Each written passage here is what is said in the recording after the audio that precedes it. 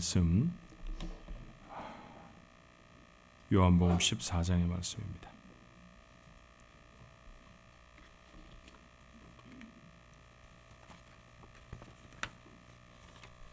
16절부터 17절까지의 말씀 제가 봉독을 합니다.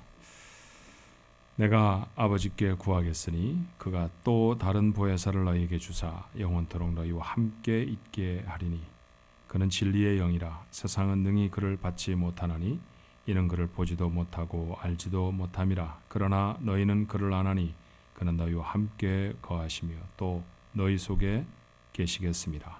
아멘.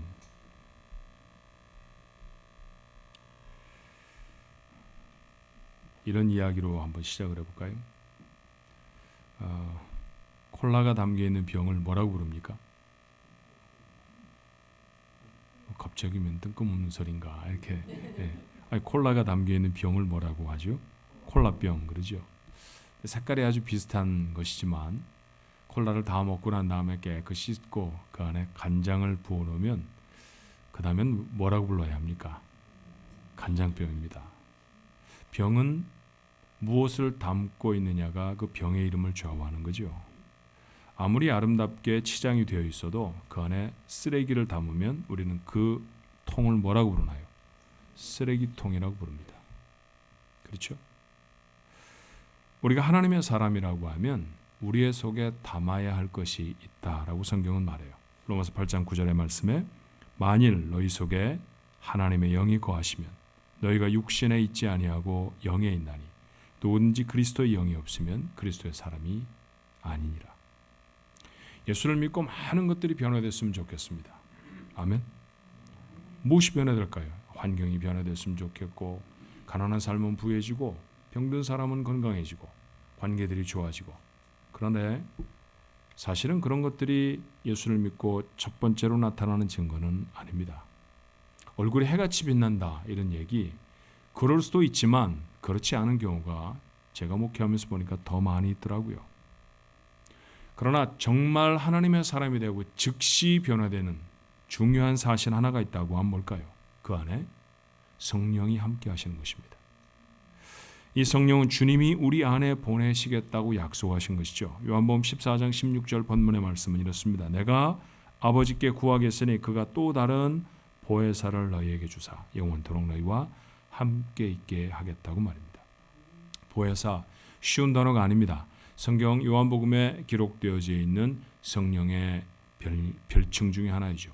보호하시고 은혜를 주시고 가르치신다라는 말을 한자말로 한 단어씩 따서 보혜사. 헬라어 성경으로는 파라클레이토스, 우리와 함께 하셔서 우리를 도우시는 분. 사실은 직역을 하자면 카운셀러가 훨씬 더 맞습니다. 그래서 영어 성경은 헬퍼 그렇게 번역하기도 하고요. 오늘 여러분에게 적어드렸던 NIV 성경에는 another counselor 이렇게 번역을 했습니다. 자, 이 말씀의 배경을 한번 잠깐 살펴볼까요? 우리가 지난 시간에도 요한복음 14장 말씀을 나누었으니 기억을 하실 것입니다. 주님의 마지막 말씀들이죠. 예수님이 세상에서 이제 죽음을 당하시고 아버지께로 돌아가실 날이 얼마 멀지 않았다는 것입니다. 그래서 제자들과 함께 마지막 말씀들을 나누고 계세요. 죽음을 목전에 두신 예수님, 제자들이 감질합니다. 그리고 두려웠죠. 그래서 14장 오늘 본문이 담겨있는 이 장의 시작의 말씀 1절은 너희는 마음에 근심하지 말라 그랬습니다. 근심이 되었다는 얘기잖아요. 두려웠다는 얘기입니다. 앞으로 어떻게 지나갈까? 어떻게 살아갈 수 있을까? 어떻게 주님의 제자의 삶을 감당할 수 있을까? 그들은 두려웠지만 그들이 두려워하지 않고 담대할 수 있는 근거. 오늘 14장 말씀을 통해 주님은 두 가지 무기를 주시죠. 저는 서슴없이 이걸 무기라고 표현합니다. 세상은 전쟁터와 같은 것이고요. 전쟁터에 나가려고 하면 반드시 무기가 있어야 되는데 그 두 가지 무기, 주님이 주신 첫 번째 무기는 기도였습니다. 무엇인지 구해라. 그러면 내가 시행하리라. 무엇이든지였죠. 그래서 백지수표라고 말씀드리지 않았나요? 무엇이든지 기도하면 이루어 주시는 것. 이것보다 더 큰 특권이 어디 있습니까? 이것보다 더 큰 무기가 어디 있나요? 세상을 살아가면서 이것보다 더 강력한 힘을 우리는 어디서 동원할 수 있겠습니까? 기도, 세상을 이길 첫 번째 무기입니다. 엄청난 보증의 말씀이죠. 그리고 나서 다시 한번 두 번째 무기를 우리에게 주십니다. 보혜사 곧 성령을 주리라. 성령을 주시는 것은 험악한 세상을 살아가는 그리스도인들에게 없어서는 안 될 가장 중요한 도구이고 무기입니다. 그런데 이 성령은 누구에게 임하는 것일까요? 우리가 첫 번째로 정리해야 될 것은 모든 신자에게입니다. 모든 믿는 사람에게 주님은 성령을 주시겠다 말씀하십니다. 누가 하나님의 사람인가요? 오늘 이 설교를 시작하며 가장 처음 여러분에게 읽어드렸던 말씀처럼 성령이 그 안에 계시는 사람이 하나님의 사람입니다. 하나님은 모든 당신의 백성에게 성령을 주십니다. 그렇죠? 성령을 허락해 주십니다. 여러분 안에 성령이 계십니까? 계신 것 같기도 하고 안 계신 것 같기도 하고 이런 설교를 들으면 그럼 난 하나님의 사람이 아닌가 이런 두려움이 있기도 하고 오늘 이 시간에 그 부분을 분명하게 정리를 해보십시다. 여러분 안에 정말 성령이 계시인지 계시지 않는 것인지 우리가 한번 점검해 보아야 할 것입니다. 자, 만약 성령이 우리 안에 계시다고 하면 나타나는 현상이 있어요. 콜라병에 콜라가 담겨져 있으면 뚜껑을 열면 무슨 냄새가 납니까? 오늘 이상한 질문만 하네, 그죠? 무슨 냄새가 나요? 콜라 냄새가 나죠. 그런데 색깔이 비슷해서 간장을 넣어놓고 뚜껑을 열면 무슨 냄새가 날까요? 콜라 냄새 나지 않습니다. 간장 냄새가 납니다. 만약 우리 속에 성령이 담겨져 있다고 하면 우리의 속에서 나타나는 증거들이 있을 것입니다. 그 증거의 첫 번째는 예수를 주라 시인할 수 있게 되는 것이죠. 성경은 이렇게 말해요. 고린도전서 12장 3절에 또 성령으로 아니하고는 누구든지 예수를 주시라 할 수 없느니라. 오늘 집사님이 나오셔서 기도를 인도하시며 주님이라고 예수님을 여러 번 호칭하셨습니다. 우리 집사님에게는 성령이 있으실까요? 왜 대답을 안 하십니까? 아니신 것 같습니까? 집사님 속에 성령이 안 계셨으면 기도하며 예수님을 주라 시인할 수 없습니다. 그것이 성경이 우리에게 가르치는 바입니다. 우리가 주 앞에 엎드려서 기도할 때 예수 그리스도를 내 주님이라고 고백하면 내 안에 누가 계십니까? 성령이 계십니다. 확실히 믿게 되시기를 주님의 이름으로 축원합니다. 요한일서 4장 2절에도 이런 말씀을 하죠. 이로써 너희가 하나님의 영을 알지니 하나님의 영, 예수의 영, 보혜사, 성령 똑같은 말씀입니다. 성령을 안다고 했어요. 곧 예수 그리스도께서 육체로 오신 것을 시인하는 영마다 하나님께 속한 것이요. 우리는 주님이 2000년 전에 유대 땅에 오셨다는 사실을 분명히 믿습니다. 그렇죠? 주님이 육체를 입고 세상에 오셨다는 사실을 믿습니다. 이 믿음이 무엇 때문에 가능하다고요? 우리 안에 있는 성령 때문에 가능하다는 것이죠.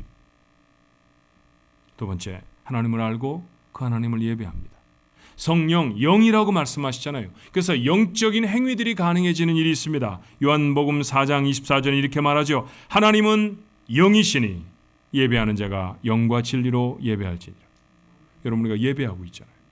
이 예배가 사모되어지고 이 예배를 하나님 앞에 드리고 이 예배에 나와서 하나님 앞에 찬송하는 것, 그것은 무엇입니까? 하나님이 영이라고 하는 사실을 알기 때문입니다. 그 영인 하나님께 예배하는 것은 누구입니까? 영인 나입니다. 내 속에 누가 계신 증거일까요? 성령이 계신 증거입니다. 또 하나, 믿음을 갖게 되죠. 히브리서 11장 1절은 믿음은 바라는 것들의 실상이요 보이지 않는 것들의 증거라고 했습니다. 우리 믿음을 가지고 지금 이 땅에 현실로 나타나지 않은 사건들을 봅니다. 볼 수 있습니다. 누가 보게 하시는 겁니까? 성령께서 보게 하십니다. 죽으면 천국을 가든지 지옥을 가든지 갈 겁니다. 세상 사람들은 부정하고 알지 못해도 우리는 압니다. 무엇 때문에 알게 되는 걸까요? 아직 죽어보지 않았는데 어떻게 천국이 있음을, 어떻게 지옥이 있음을 우리가 알게 됩니까? 성령이 우리와 함께 하시기 때문입니다. 보이지 않고 만져지지 않는데 하나님 앞에 기도하면 들으실 것이라는 믿음이 우리에게 있습니다. 누가 우리에게 하시는 일인가요? 성령이 하시는 일입니다. 누군가에게 전도하고 싶습니다. 교회를 다니면 점심시간에 맛있는 밥을 주기 때문에 친구를 데리고 싶은 건가요? 그렇지 않습니다. 그렇지 않습니다. 누군가와 함께해서 내가 나눈 이 하나님의 말씀을 그도 좀 나누었으면 하는 간절한 바람이 있습니다. 도대체 이 바람은 누가 주시는 걸까요? 성령이 주시는 것입니다. 더 해야 합니까? 여러분 모두에게 오늘 나누고 있는 이 말에 해당되지 않는 사람이 한 사람이라도 있습니까? 없습니다. 우리 모두에게는 이 전부가 다 있든지 아니면 이 중에 몇몇 가지라도 내게 일어나는 일들이 있습니다. 성령이 내 안에 함께 하시기 때문에 나타나는 증거입니다. 그러니 오늘 이후에는 내가 아무리 비참한 삶을 살든지 심지어는 내가 아무리 큰 죄악 중에 있다 할지라도 의심하지 마십시오. 여러분 속엔 성령이 계십니다. 그걸 놓치면 예수 믿는 사람으로 살아갈 수가 없어요. 그게 혼돈되어지고 그게 희미해지면 늘 우리는 원점을 방황하는 사람밖에 되지 않습니다. 거기서부터 출발이 되어져야 돼요. 내 안에 성령이 계시고 그 성령은 결코 떠나지 아니하시는 분이라는 사실을. 성령이 하나님이신데 들락날락거리시겠어요? 계시다가 보니까 야, 넌 싹수가 노랗다. 아무리 고쳐도 견적이 안 나온다. 난 떠날랜다. 그리고 짐 싸서 이사하시는 분이라고 하면 우리는 그런 성령을 하나님이라 부르지 않습니다. 그분은 하나님이십니다. 포기하지 아니하시고 나를 붙드시고 내 안에 계시고 나를 만지시고 나를 고쳐가시는 분, 그분의 임재, 예수를 믿고 나서 내 속에 변화된 첫 번째 사건이고 가장 커다란 사건입니다. 죽을 때까지 이 사실은 변하지 않을 줄로 믿습니다. 여러분 속에 성령이 함께 하십니다. 그러면 그 성령은 내 안에 왜 계시는 걸까요? 목적과 이유도 없이 성령이 거처를 내 안으로 옮기셨을 일은 없습니다. 왜 계시는 걸까요? 오늘 요한복음 14장의 26절의 말씀은 이렇게 말하죠. 보혜사 곧 아버지께서 내 이름으로 보내실 성령 그가 너희에게 모든 것을 가르치시고 내가 너희에게 말한 모든 것을 생각나게 하리라. 지난주 월요일에 아침 식사를 뭘로 하셨나요? 이게 기억이 안 납니다. 그렇죠? 기억이 나시는 분도 계시지만 기억이 안 나시는 분이 더 많습니다. 이게 왜 생각이 안 나나 몰라요. 그렇죠? 감감하고 무엇인가 바로 전에 했는데도 기억이 안 나는 것이 있습니다. 하나님의 말씀은 어떤가요? 목사가 되어서 종종 갖게 되는 유혹이 있습니다. 재탕을 할까? 저는 재탕이라고 부르고 저희 아이는 리사이클이라고 부르더라고요. 설교를 또 다시 하는 거죠. 필요해서 다시 할 때 있습니다. 우리 성도들과 함께 다시 나누어야겠다. 이 말씀은 또 나누어서 다시 마음에 새겨야겠다. 그럴 때 저 합니다. 그런데 시간이 없고 설교 준비하기가 싫고 그럴 때도 재활용을 하고 싶을 때가 있을까요? 있습니다. 여러분의 목사를 이렇게 너무 대단한 사람으로 생각하지 마십시오. 저도 그런 유혹을 당합니다. 그럴 때 제가 확신을 갖게 되고 용기를 갖게 되는 이야기 하나가 있는데 그건 뭐냐면 성도들이 기억을 못할 거야 이런 거죠. 그렇죠? 기억을 못할 거야. 설마 내가 몇 년 전에 했는데 기억하려고? 그러면 점점 유혹의 강도가 커집니다.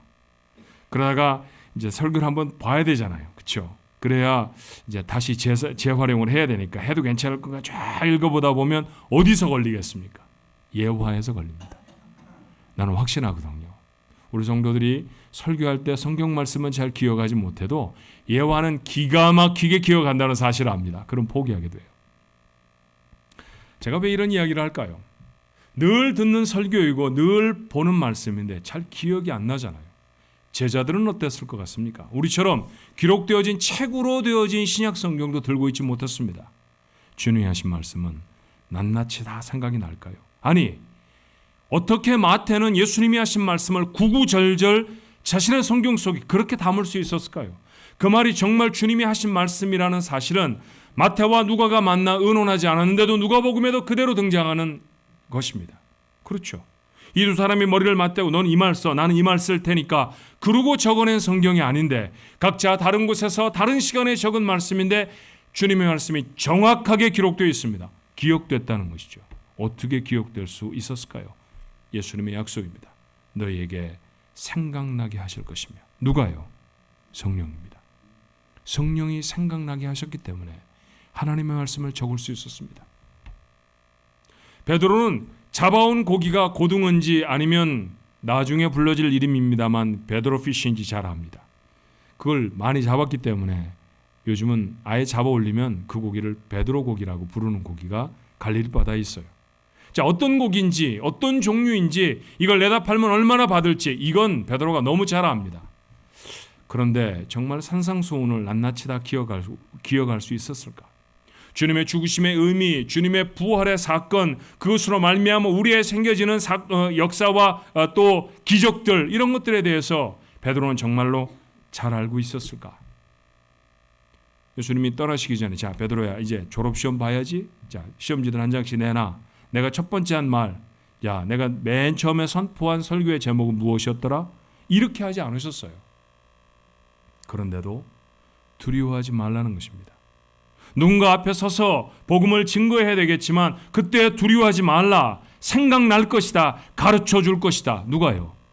그들 안에 보내시는 성령이십니다. 그래서 그렇게 했나요? 그럴 수 있었습니다. 두려움도 없이 복음을 선포하고 예수님이 하셨던 것처럼 제자들은 기적도 행해냅니다. 어부 베드로의 설교에 3,000명이 회개하고 하나님께로 돌아오는 역사, 이게 증거 아닙니까?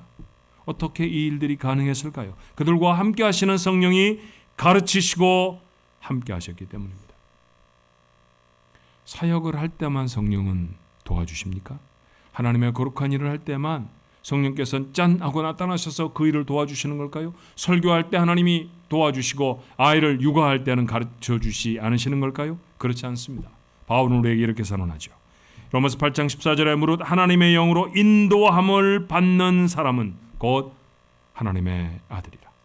하나님의 영 우리 안에 왜 계시나요? 우리를 인도하시기 위해 우리 안에 계십니다. 우리를 인도하라고 이 험악한 세상 속에 어디로 가야 할지 무엇을 해야 할지 알 수 없는 우리에게 길을 가르쳐 주시고 어떻게 걸어가야 할지 무엇을 이겨야 하고 무엇은 포기해야 할지 가르쳐 주시고 지도하시라고 하나님은 성령을 우리 안에 보내십니다. 우리는 하나님의 자녀답게 사는 일이 늘 고민스럽지 않아요? 그런 우리를 성령이 인도하십니다.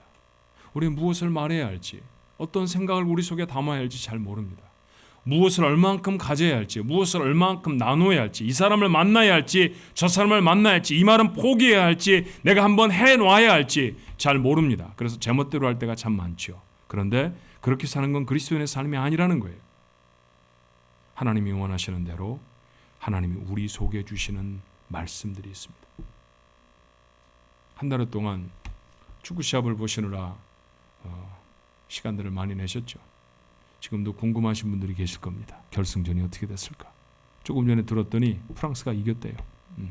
오셔서 열심히 뭘 보시길래 성경을 보나 그랬더니 축구 스코어를 보셨습니다. 예, 궁금하죠? 궁금해서 봤습니다. 근데 축구 경기라는 게 그렇잖아요. 축구 선수가 축구를 잘합니까? 코치가 잘합니까? 여러분 한번 대답해 보세요. 몇 백만 달러씩 연봉을 받는 축구 선수들이 축구는 잘합니다. 발재간 기가 막히지 않아요? 어떻게 그렇게 발로 공을 마치 손으로 다루듯이 다루는지 기가 막힐 따름입니다. 그런데 그 선수들은 자기 마음대로 움직이지 않습니다. 누구의 지시대로 움직일까요? 코치의 지시대로 움직입니다. 운동장 가장 가까운 곳에서 나서서 와셔스 바람으로 때때로는 양복을 입고 손을 막 흔들면서 어디로 가야 하고 누구는 어디에 무엇을 해야 하고 그러는 코치의 모습들을 텔레비전 화면에서 보셨나요? 맞습니다. 그들이 시키는 대로 그가 지시하는 대로 움직이는 게 선수입니다. 성령은 내 안에 왜 계실까요? 나를 코치하시기 위해 계십니다. 그 코칭을 따라가는 것, 그 삶이 그리스도인의 삶이라는 거죠. 어디로 가야 할까요? 아니야, 너는 이리로 가야 해. 그렇게 성령이 우리에게 가르쳐 주시기 위해서 하나님은 우리에게 성령을 보내셨다라는 얘기죠. 우리 안에 함께 계시는 성령은 내 인생의 코치이십니다. 그 말을 잘 따라야 훌륭한 선수가 될 수 있습니다. 아무리 기량이 뛰어나도 제멋대로 하는 선수는 그 생명이 길지 못합니다. 높은 연봉 받아 좋은 팀에 이적할 수 없습니다. 너무나 잘 아는 원리잖아요. 세상을 살아갈 때도 다른 것이 아닙니다. 성령의 인도하심, 성령의 지도하심을 따라가는 것, 그것이 바로 우리의 삶에 꼭 필요한 것이고요. 그 일을 위해서 성령 우리 안에 두셨다라는 것입니다. 성령의 함께하심, 긴가민가 하는 것, 이유가 있죠. 성령의 함께하심이 깨달아지지 못하는 것, 바로 여기에 이유가 있습니다. 아무리 성령이 내게 말씀하셔도 듣지 않으면 성령의 임재를 깨닫지 못합니다. 하나님의 자녀답게 사는 것 더더욱 어려워집니다.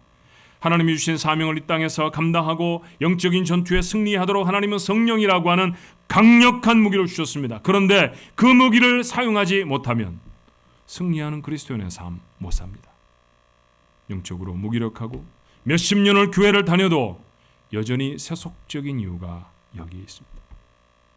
여러분은 성령에 따라 사십니까? 감정을 따라 사십니까? 여러분은 성령의 지도를 따라 사십니까? 아니면 세상 사람들이 이렇게 살아야 돼 라고 말하는 커먼 센스를 따라 사십니까? 축구장에 서서 한국 대표팀 선수들이 축구를 하면서 상대편 코치의 명령을 따라 살면 그건 다음번에 국가대표로 발탁 못 됩니다. 그렇죠? 여러분 안에 여러분의 인생을 코칭하기 위해 성령이 계시는데 그 성령의 음성을 무시하고 세상의 코칭을 따라 산다고 하면 우리는 하나님의 사람 아니다라고 성경이 말해요. 성령은 우리 안에 모두 계십니다. 우리 모두의 속에 성령이 계십니다. 그리고 그 성령은 나를 가르치시고 생각나게 하시고 나를 인도하게 하시려고 우리 안에 계십니다. 그 성령의 음성에 순종하는 것, 그 성령의 음성을 듣고 그 성령의 음성을 따라 사는 것, 이게 그리스도인의 삶이라는 것이죠. 그러므로 성령이 우리에게 계시는 것만으로는 부족하다는 사실을 여러분은 간파하셨을 것입니다. 성령은 우리 모두에게 다 계시지만 성령이 계심에도 불구하고 무기력하고 형편없는 삶을 살아가고 있다고 하면 성령이 계시는 것만으로는 충분하지 않다는 거예요. 어떻게 돼야 합니까? 그 성령으로 충만해져야 합니다. 이런 예를 들어볼까요? 기도. 우리 기도하잖아요. 저는 한 주간 동안에 하나님 앞에 새벽에 나와 기도했습니다. 기도는 명백히 영적인 일입니다. 그러니 성령, 영이, 하나님의 영이 함께 하시는 사람만 사실은 기도할 수 있습니다. 그런데 기도를 마치고 일어서는 사람들의 두 가지 부류가 있는 것 아닌가 하는 생각이 들어요.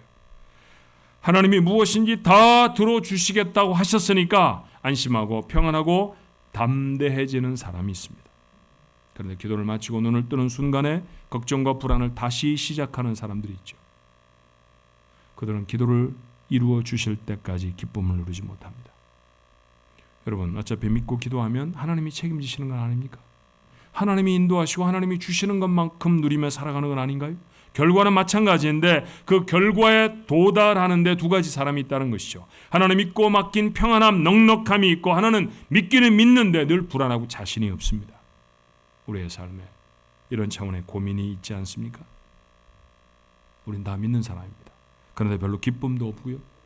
삶이 확 달라지지도 않습니다. 얼굴에서 빛이 나지도 않고 말이에요.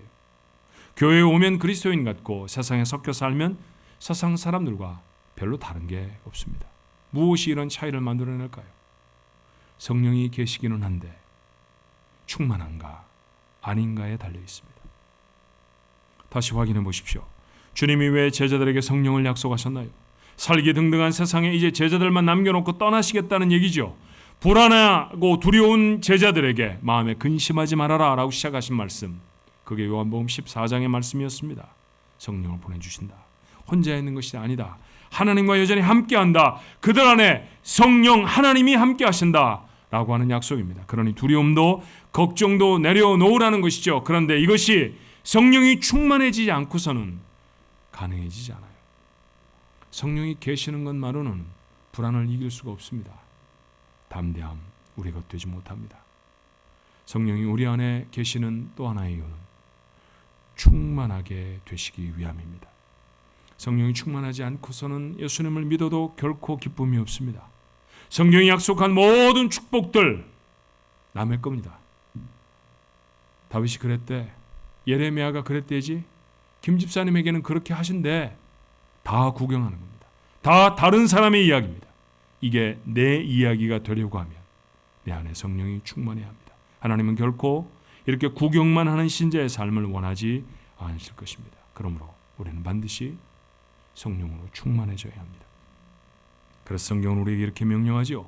에베소 5장 18절에 술 취하지 말라. 이는 방탕한 것이니 오직 성령으로 충만을 받으라. 지난 한 주간 동안 성령의 열매를 위해 기도했죠. 사랑과 희락과 화평과 오래 참음과 자비와 양선과 충성과 온유와 절제, 성령의 9가지 열매입니다. 성령이 우리에게 충만할 때 우리의 삶에 맺히는 열매입니다. 사과나무가 사과나무의 기운으로 충만하면 때가 되면 사과를 맺습니다. 맞죠? 그게 사과나무인지 배나무인지 모르면 사과도 배도 안 열립니다. 우리의 삶이 그런 거 아니에요. 열매를 보아 그 나무를 알리라.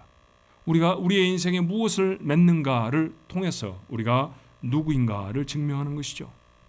그런데 여러분, 오늘 이 성령의 열매들이 사랑을 하려고 노력하고 이를 악물고 인내하고 괴로워 죽겠는데 충성하는 것, 그래서 맺는 열매입니까? 아닙니다. 우리가 해야 할 일은 성령으로 충만하게 되는 것이죠. 사과나무가 되는 것입니다. 충실한 사과나무가 되면, 때가 되면 열매를 맺습니다. 사과라는 열매를 맺습니다. 내 안에 계신 성령이, 내가 성령으로 충만해지면 사랑과 인내와 충성의 열매를 맺어내실 줄로 믿습니다. 그러니 우리가 해야 할 일은 사랑을 맺는 게 아니라, 그것을 열심으로 하는 게 아니라 성령으로 충만해지는 일에 열심을 내는 것입니다. 더 일을 악물고 참아내는 게 아니라 성령으로 충만해지는 것입니다. 더 선한 일을 행하려고 어떤 게 더 선한 일이지, 내가 이 일을 해가기 위해서 얼마나 더 노력해야 되지, 이러면 하는 게 아닙니다. 성령으로 충만해지면 착한 일이 안 될 수가 없습니다. 그게 그리스도인의 삶이라는 것이죠. 그러면 도대체 성경이 말하는 성령에 충만하다는 것은 무엇이고, 이 성령에 충만하다는 것은 어떻게 이루는 것인가? 성령 충만, 오늘 하나님의 말씀을 보면 성령 충만이 무엇과 대조되어 있나요? 술 취하는 것과 대조되어 있습니다.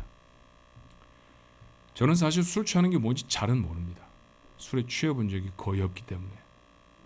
여러분의 부끄러운 과거를 들추려고 하는 건 아니지만 아시는 분이 많죠. 예. 남자들만 취하는 게 아니에요. 요즘 여자들이 더 많이 취하더라고요. 예. 술에 취한다는 건 뭐죠? 이렇게 말해도 틀리지 않습니까? 술이 그 사람을 다스리는 것. 그렇게 말해도 틀리지 않죠. 어떤 사람이 술 취해 있다라고 말하면 술이 그 사람을 지배하고 다스리는 것입니다. 같은 얘기를 성령으로 말한다고 하면 뭘까요?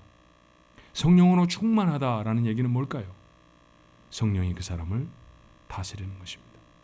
내가 하고 싶은 일이 있습니다. 그런데 내 마음대로 하지 않고 성령이 다스리시는 대로 합니다.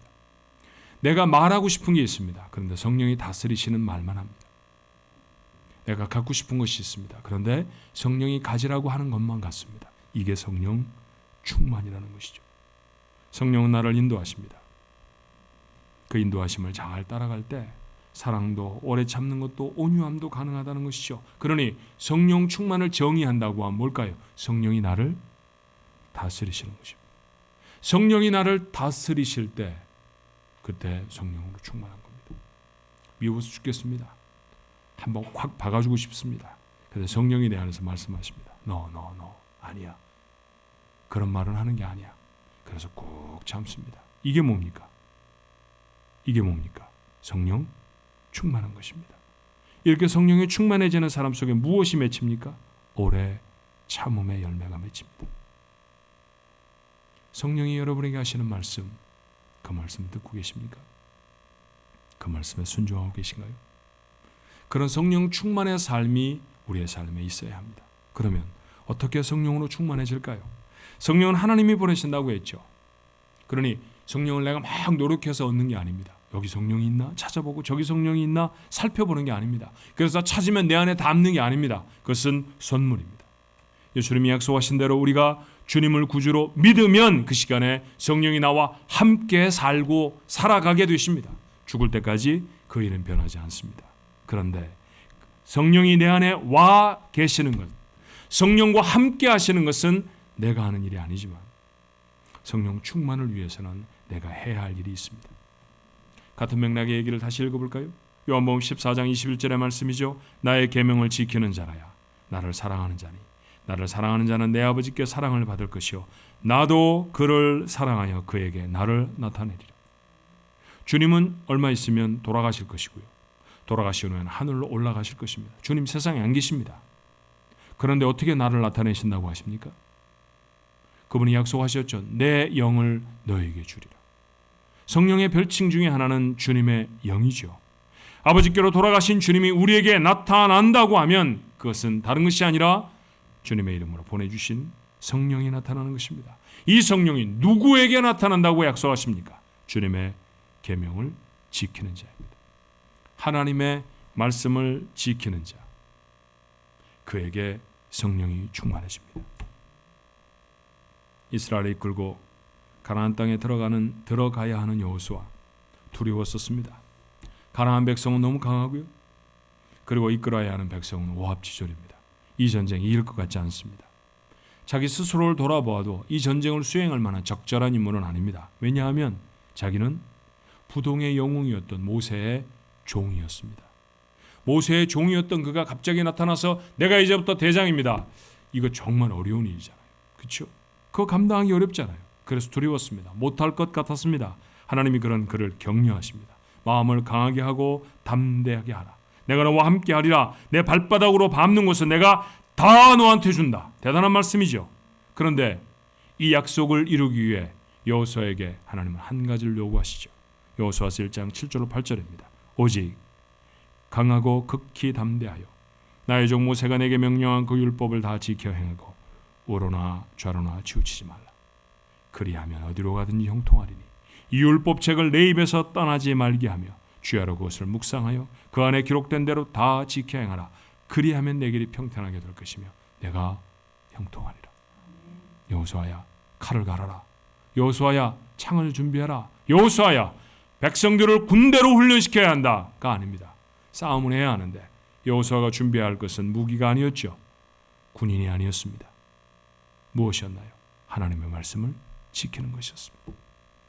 하나님의 말씀을 지키는 자 그만큼 성령으로 충만해집니다.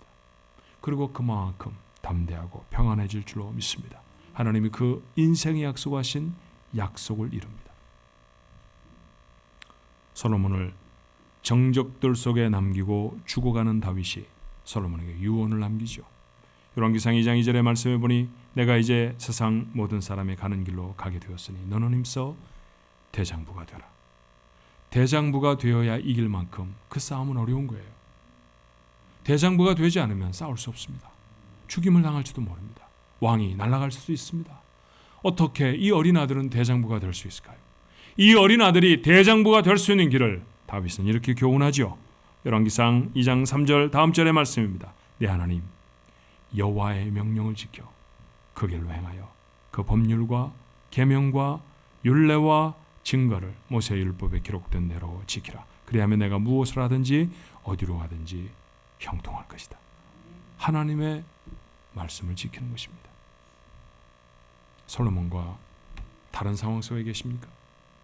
우리가 살아가야 하는 세상도 대장부가 되지 않으면 이겨낼 수 없습니다. 대장부가 돼야 이길 수 있습니다.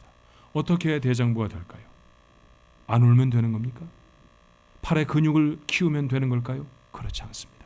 성경은 어떻게 대장부가 되는지를 우리에게 교훈합니다. 하나님의 말씀을 지키는 것입니다. 하나님의 말씀을 지키는 만큼 대장부입니다. 하나님의 말씀대로 살아가는 만큼 힘 있는 그리스도인이 될 수 있습니다. 이거 젖혀놓고 세상 못 이깁니다. 세상 사람처럼 사는 건 가능합니다. 세상에서 버는 돈 벌 수 있습니다. 더 많이 벌 수도 있습니다. 세상 사람들처럼 재밌게 사는 것 가능합니다. 그런데 저는 그 다음은 보장하지 못합니다. 그 삶을 70년, 80년, 90년, 100년을 살아내고 그 삶을 마치고 난 다음의 인생 그건 모릅니다.